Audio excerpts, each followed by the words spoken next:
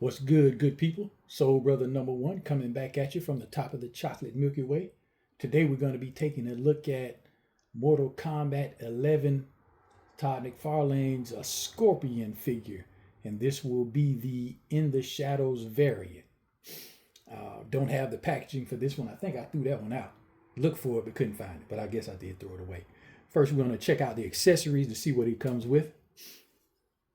Comes with a stand, one peg on it, Mortal Kombat.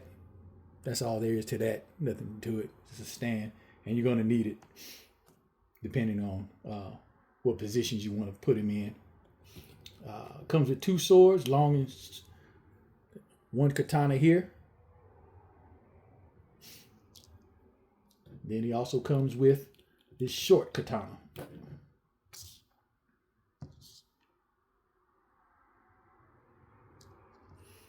And it wouldn't be Scorpion if he didn't come with his spear and chain. We'll show you how that goes on after a while. That's pretty good. Needs some more support. That bendy wise, a little too bendy, but you get the idea. Now I want to take a look at the figure. Figure is a real well detailed figure from Uncle Todd. You can take a look at the Scorpion in his head.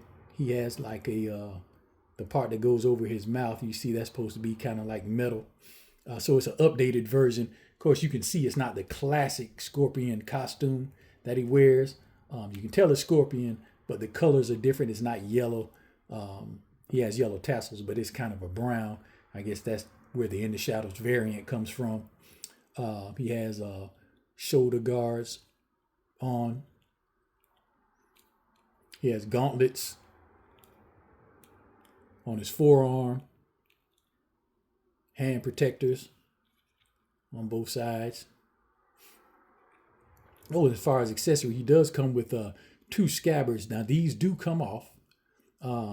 If you ever wanted to pose them without the scabbards, these do come off. They peg in right here, but it's a pain to get them on and off, so I'm just going to leave it on. But he does come, those are separate. They do come off.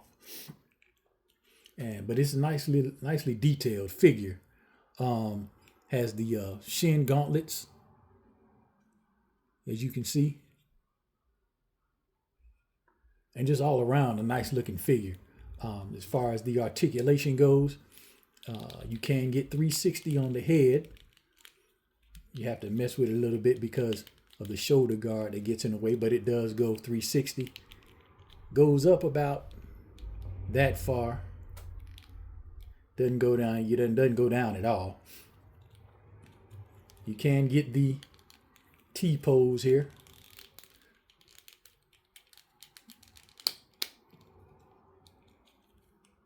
You can get the T pose. He has a bicep swivel. We'll cut it to bicep. Double jointed elbows. As you can see there, he gets that much range of motion. And he has that's a ball for the wrist that allows the hand to go.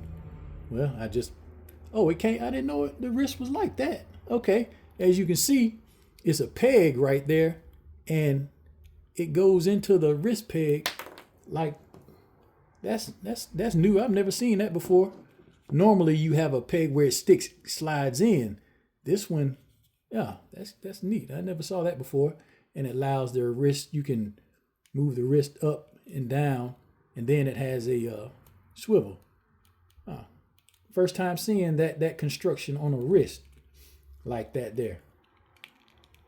He does have a diaphragm cut, but that's going to be hindered because of this is it's supposed to be cloth, but it's a hard plastic.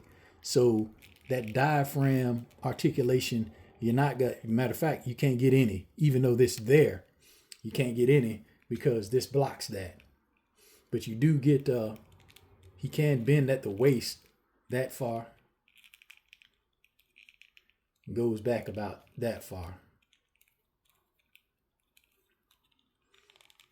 The legs can get 90 because there's a split Well, not quite 90, but it, you know, get close enough.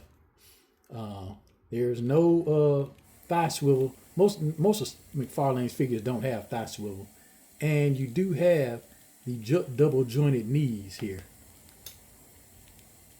You can see that there. You don't have any thigh cut because of the armor here, which it could have been done. You could have put that cut right there, but you know, it's still cool. And you have a ankle pivot and ankle rocker. All in all, it's a pretty good figure. I know there were some rumblings about, you know, maybe Jada Toys, when they came out with their Street Fighter line, maybe getting the license to Mortal Kombat and doing that line. But it would be a slight improvement, you know, maybe just a little bit. When I first saw the Jada Toys figures, I was like, oh man, yeah, they need them. But I mean, these figures aren't that bad. You know, you can. Let me. Matter of fact, I'm gonna go get a Jada Toys Street Fighter figure, and we're gonna do a height comparison, just to see how they stand up in height wise. Like, and the ankles looks like after that, you know, the ankles get a little weak. Be right back with a Jada Toys figure.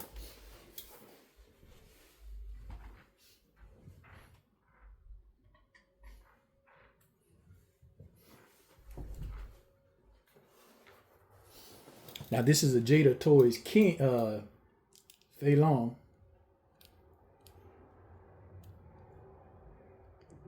And yeah, as you can see, now they wouldn't quite scale in. Those McFarlane Street Fighter figures are a good 1.5 inches taller. Probably. Yeah, about 1 inch taller. So they wouldn't scale.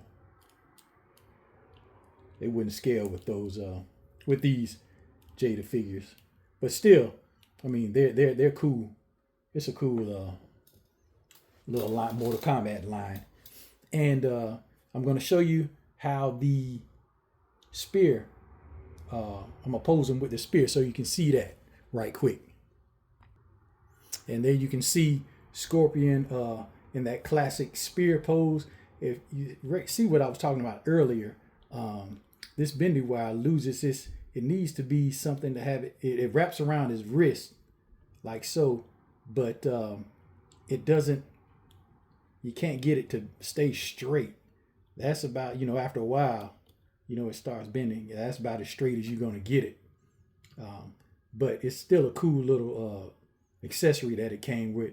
And it represents, of course, like I said, you can't have Scorpion without having his spear and chain. His classic, get over here.